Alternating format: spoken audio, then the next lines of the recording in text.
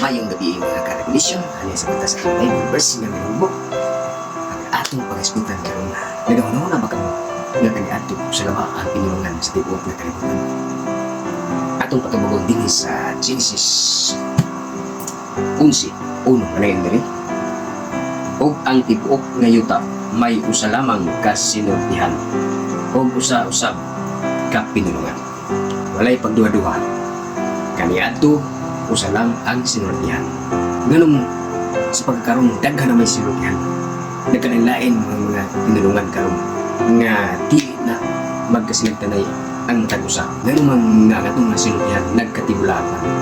Atong unang kuan ang usa ka history sa paghimo sa usa ka turi sa papel.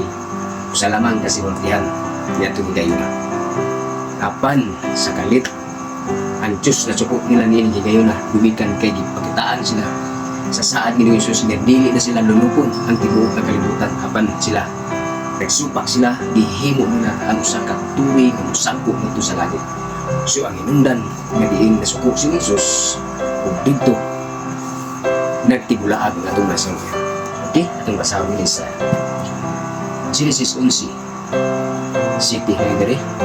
Umari kamo mga naog kita o lahugayon nato ang ilang mga sinultihan aron sila dili na makasabot sa sinultihan sa usa-usa.